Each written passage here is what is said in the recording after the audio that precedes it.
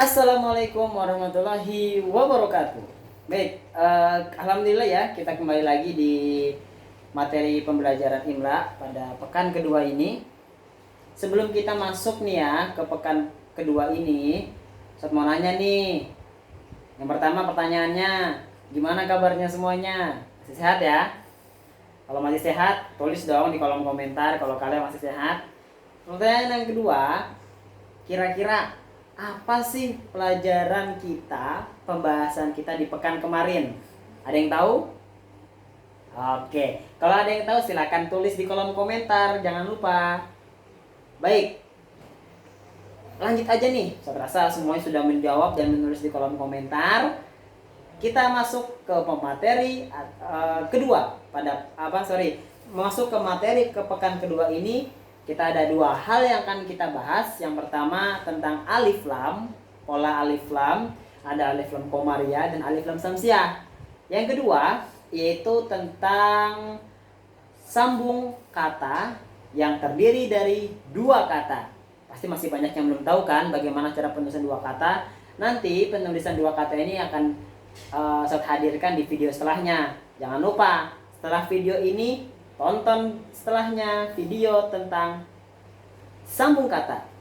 Oke, langsung saja kita masuk dulu ke materi pertama ya. Untuk mempersingkat waktu, langsung saja dengan mengucapkan bil basmalah. Bismillahirrahmanirrahim. Oke, langsung saja nih kita masuk ke materi alif lam. Oke, alif lam. Ada dua alif lam yang harus kalian ketahui. Yang pertama adalah alif lam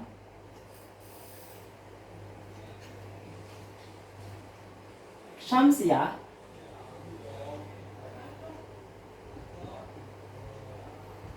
Yang kedua adalah alif lam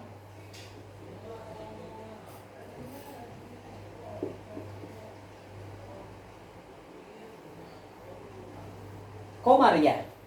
Kedua alif lam ini memiliki ciri-ciri yang berbeda, tapi masih dalam satu keluarga.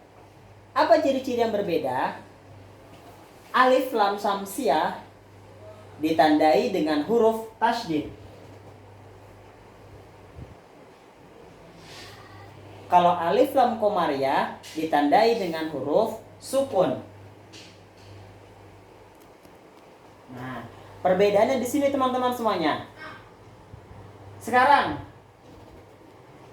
kalian boleh sambil buka bukunya di Metode Uktubu Mahir Imla, cocok untuk calon pelajar pesantren, karya Ustadz Saiful Mauludin SSI. Yang belum punya bukunya silahkan ya datang ke kantor An-Nur dan beli bukunya sekarang juga karena stok terbatas. Langsung saja buka bukunya halaman 8. Di sini kita akan bahas tentang pola alif lam. Kalau sudah dibuka bukunya semuanya, coba kita perhatikan di alif lam syamsiah. Alif lam syamsiah ini memiliki 14 huruf. Di antaranya ada huruf ta, da, ro, za, sa, sya, so, do, to, zo, la, dan terakhir adalah huruf na. Ke-14 huruf ini adalah milik dari alif lam syamsiah. Dari ke-14 ini tidak boleh kita masukkan ke dalam komariah.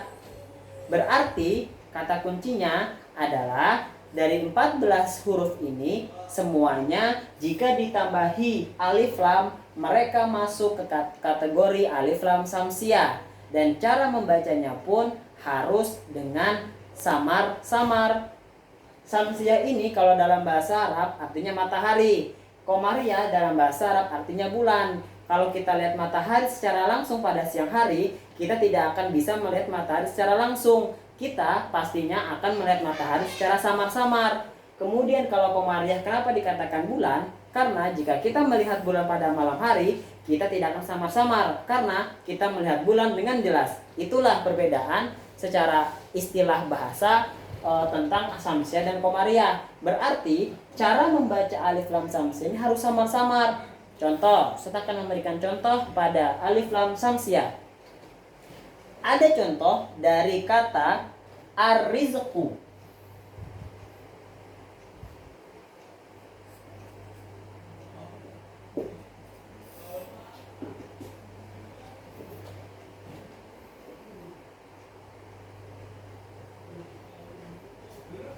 Ar-rizqu memiliki kata alif lam yang masuk ke kategori alif lam samsiah.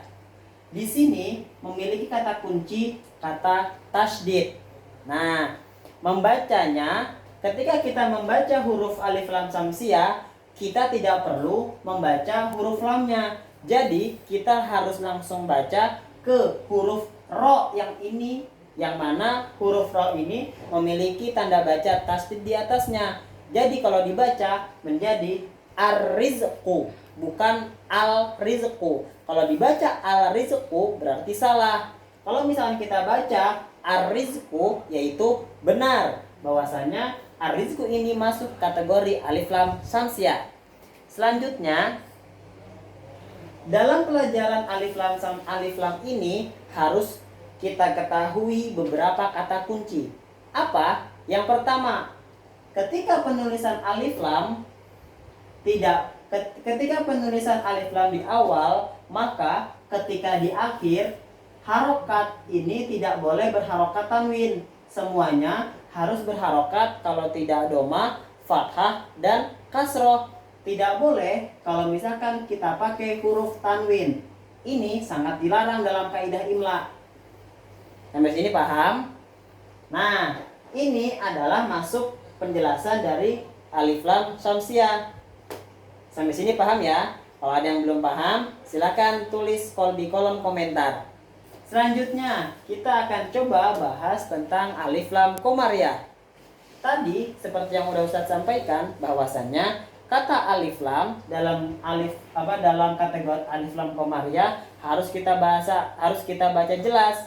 Apa yang kita baca jelas? Yang harus kita baca jelas adalah huruf lam. Contoh, Al-kitabu.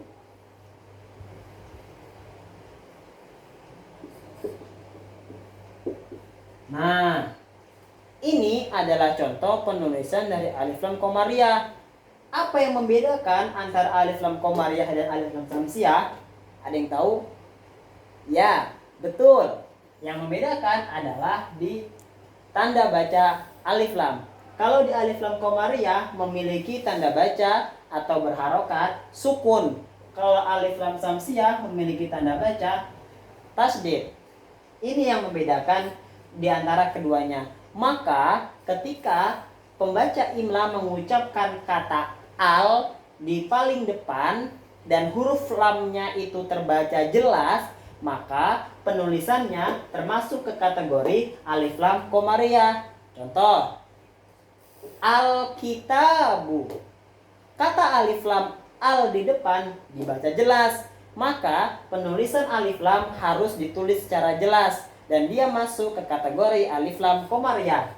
Dan harus kita ingat juga, setiap ada alif lam di depan, maka di akhir tidak boleh menggunakan tanwin. Semuanya harus menggunakan harokat doma, fathah, atau kasroh. Sampai sini paham? Nah, ini adalah penjelasan tentang alif lam komariah. Selebihnya, anak-anak bisa baca di halaman 8 sampai dengan halaman 9. Di sini sudah tertulis lengkap penjelasan dari pola alif lam samsiah dan alif lam komariah. Itu saja untuk penjelasan materi alif lam kita pada pagi hari ini. Selanjutnya, di video selanjutnya kita akan bahas tentang proses atau bagaimana cara menyambung dua huruf. Terima kasih. Assalamualaikum warahmatullahi wabarakatuh. Salam hebat luar biasa.